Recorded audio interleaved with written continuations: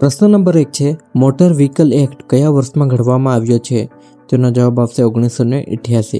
પ્રશ્ન number 2, licence મેળવવા માટે લઘુત્તમ વય મર્યાદા કેટલી છે? તેનો જવાબ આવશે 18 વર્ષ. પ્રશ્ન નંબર 3, શીખનાર લાયસન્સ માટે વાહન પર કયા અક્ષરની પ્લેટ લગાવવી પડે છે? તેનો જવાબ આવશે લાલ રંગનો L. પ્રશ્ન નંબર 4, PUCનું પૂરું નામ શું છે? તેનો જવાબ આવશે પોલ્યુશન અંડર કંટ્રોલ. પ્રશ્ન નંબર 5, RTOનું પૂરું નામ શું છે? તેનો જવાબ આવશે રિજનલ ટ્રાન્સપોર્ટ ઓફિસ. પ્રશ્ન નંબર 6, ટ્રાફિક સંકેતોમાં ત્રિકોણ આકાર શું દર્શાવે છે? તેનો જવાબ આવશે ચેતવણી. પ્રશ્ન નંબર 7, અકસ્માત સમયે એમ્બ્યુલન્સ બોલાવવા માટે કયો નંબર છે? તેનો જવાબ આવશે 108. પ્રશ્ન નંબર 8, ઝીબ્રા ક્રોસિંગ મુખ્યત્વે કોના માટે બનાવવામાં આવે છે? તેનો જવાબ આવશે પદયાત્રીઓના રસ્તો ઓળંગવા માટે. પ્રશ્ન નંબર 9, ટ્રાફિક સિગ્નલમાં લાલ લાઇટ શું સૂચવે છે? તેનો જવાબ આવશે વાહન ઊભું રાખવું. પ્રશ્ન નંબર 10, ટ્રાફિક સિગ્નલમાં ગ્રીન લાઇટ શું સૂચવે છે? તેનો જવાબ આવશે વાહન આગળ વધારવું. પ્રશ્ન નંબર 11, ટ્રાફિક સિગ્નલમાં પીળી લાઇટ શું સૂચવે છે? તેનો જવાબ આવશે વાહન ધીમું કરવું અથવા ઊભા રહેવાની તૈયારી કરવી. પ્રશ્ન નંબર 12, ઓવરટેકિંગ હંમેશા વાહનની કઈ બાજુથી કરવું જોઈએ? તેનો જવાબ આવશે જમણી બાજુથી. પ્રશ્ન નંબર 13, દારૂ પીને વાહન ચલાવવા બદલ કઈ કલમ હેઠળ દંડ અથવા ગુનો નોંધાય છે? તેનો જવાબ આવશે કલમ 185. પ્રશ્ન નંબર 14, બીજી વાર આવી ગયો છે તે બદલ હું માફી માંગુ છું. પ્રશ્ન નંબર 15, વાહનના રજિસ્ટ્રેશન પ્રમાણપત્રને ટૂંકમાં શું કહેવાય છે? તેનો જવાબ આવશે RC રજિસ્ટ્રેશન સર્ટિફિકેટ. પ્રશ્ન નંબર 16, સીટ બેલ્ટ શા માટે પહેરવો જોઈએ? તેનો જવાબ છે સુરક્ષા અને અકસ્માત સમયે બચવા માટે. પ્રશ્ન નંબર 17, કંડક્ટરનું લાયસન્સ ઇસ્યુ કરાવવાની સત્તા કોની પાસે છે? તેનો જવાબ આવશે RTO. પ્રશ્ન નંબર 18, વન વે રસ્તાનો અર્થ શું થાય છે? તેનો જવાબ આવશે રસ્તો એક તરફી ટ્રાફિક માટે છે. પ્રશ્ન નંબર 19, પાર્કિંગ ઝોનમાં P અક્ષર શું સૂચવે છે?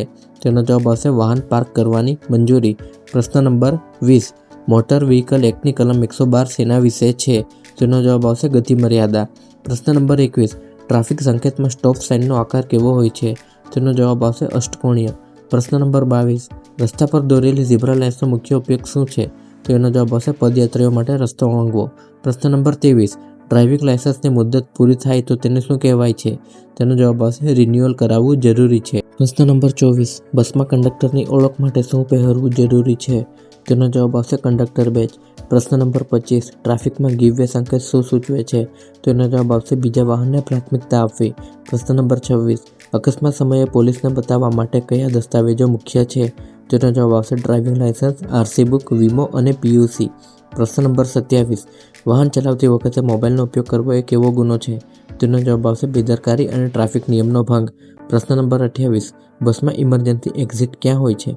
તેનો જવાબ આવશે બસના પાછળના ભાગમાં અથવા નિર્ધારિત બારી પાસે. પ્રશ્ન નંબર 29, રાત્રિના સમયે વાહન ચલાવતી વખતે કઈ લાઇટનો ઉપયોગ કરવો જોઈએ? તેનો જવાબ આવશે હેડલાઇટ અને ડીપર. પ્રશ્ન નંબર 30, રસ્તાની વચ્ચે દોરેલી સતત પીળી લાઇન શું સૂચવે છે? તેનો જવાબ આવશે ઓવરટેકિંગ કરવાની મનાઈ છે. પ્રશ્ન નંબર 31, નો એન્ટ્રીનું બોર્ડ કેવું હોય છે? તેનો જવાબ આવશે ગોળ લાલ બોર્ડર અને વચ્ચે આડી લાલ પટ્ટી.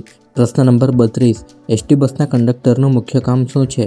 તેનો જવાબ આવશે મુસાફરોને ટિકિટ આપવી અને સલામતી જાળવવી. પ્રશ્ન નંબર 33, મોટર વ્હીકલ એક્ટ મુજબ વાહનનો વીમો કેમ જરૂરી છે? તેનો જવાબ આવશે તૃતીય પક્ષની જવાબદારી અને કાયદાકીય જરૂરિયાત માટે. પ્રશ્ન નંબર 34, બસમાં પ્રાથમિક સારવાર માટે શું રાખવું ફરજિયાત છે? તેનો જવાબ આવશે ફર્સ્ટ એડ બોક્સ. પ્રશ્ન નંબર 35, ટ્રાફિક સંકેતોના મુખ્ય કેટલા પ્રકાર છે? તેનો જવાબ આવશે 3, આદેશાત્મક, ચેતવણીરૂપ અને માહિતીપ્રદ. પ્રશ્ન નંબર 36, વાહન ચલાવતી વખતે ટ્રાફિક સિગ્નલનું પાલન ન કરવું એ કયા પ્રકારનો ગુનો છે? તેનો જવાબ આવશે ટ્રાફિક નિયમનો ભંગ. પ્રશ્ન નંબર 37, લાયસન્સ મેળવવા માટે કઈ કસોટી પાસ કરવી પડે છે?